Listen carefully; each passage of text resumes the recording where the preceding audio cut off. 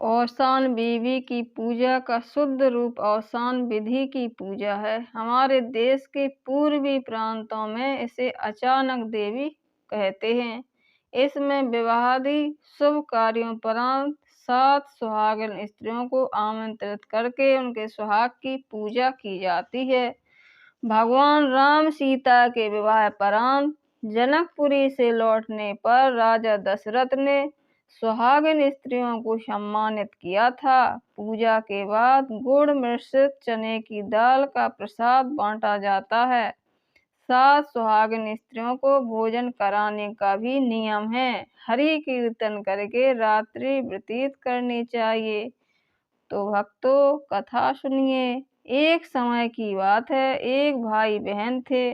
भाई को चिड़िया पालने का बड़ा शौक था। वह दिन और रात उन्हीं की देखभाल में लगा रहता था। जब भाई की सगाई हुई तो उसी दिन से दुबला होने लगा। एक दिन बहन ने भाई से इसका कारण पूछा तो उसने बताया कि मुझे किसी की बात का दुख नहीं है, किंतु मुझे यही चिंता लगी रहती है कि जब मैं बारात के साथ विवाह कराने के लिए जाऊंगा तो मेरे पीछे 3-4 दिन तक मेरी चिड़ियों को दाना पानी कौन देगा।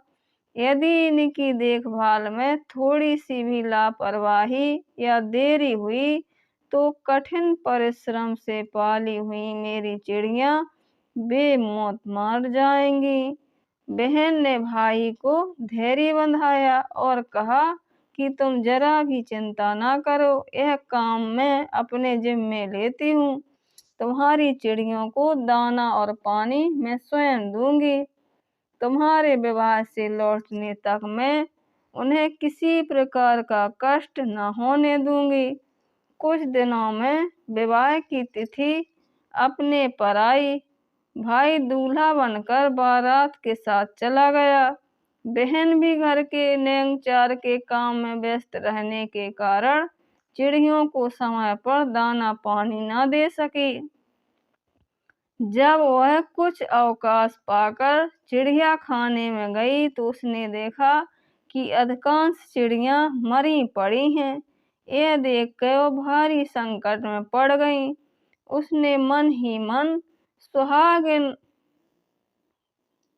औसान बीवी का स्मरण किया और कहने लगी, हे देवी, आपकी कृपा से चिड़ियां जी उठें तो मैं सुहागिन कराऊंगी। देवयोग से सब चिड़ियां जी उठी। तब बहन ने उनको दाना पानी दिया। चिड़ियों को दाना पानी देकर और बाहर चली आई और अपने मन में यह विचार कर खड़ी हो गई कि यदि कोई इधर से निकले तो उससे कुछ भुनाऊं और फिर 7 सुहागनों को न्योता पर बुलाऊं। तभी उधर से एक बारात निकली। लड़की ने बारातियों से प्रार्थना की कि कोई मेरे चने भुना कर ला दो, किंतु बारातियों ने इनकार कर दिया। बारात ने गांव से आगे चलकर एक अच्छा स्थान देखकर वहां विश्राम किया तो दूल्हा अपने आप मूर्छित हो गया। लड़की अपने घर के द्वार पर खड़ी ही थी। थोड़ी देर बाद उधर मुर्दे को कंधों पर लिए हुए कुछ आदमी जा रहे थे। लड़की ने मुर्दे के साथ जाने वाले लोगों से कहा कि कोई मेरे चने भुना कर ला दो तो मैं सुहागनों को न्योता बुलाऊं।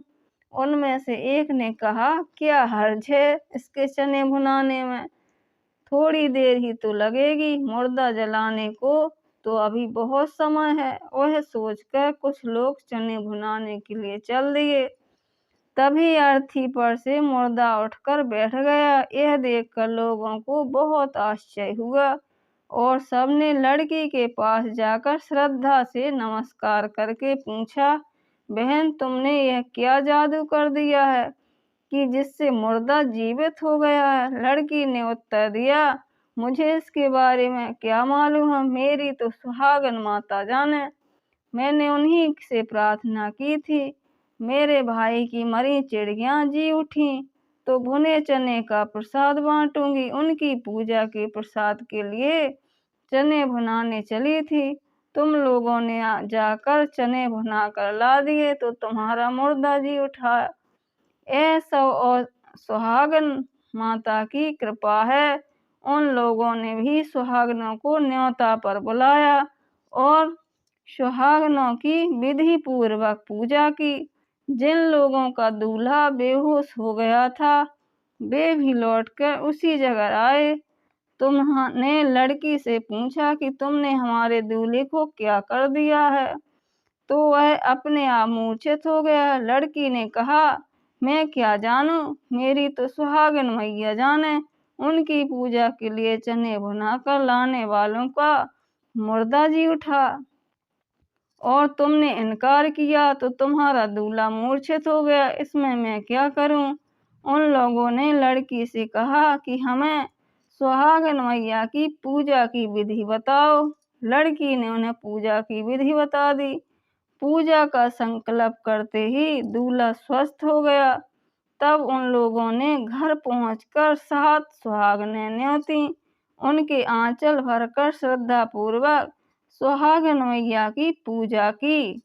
इधर उस लड़की का भाई विवाह करके लौटा तो लड़की की माता ने भी सुहागन मैया की पूजा की। तभी से विवाह के अंत में सुहागन मैया की पूजा का प्रचलन हो गया है। बोलो सुहागन मैया की जय।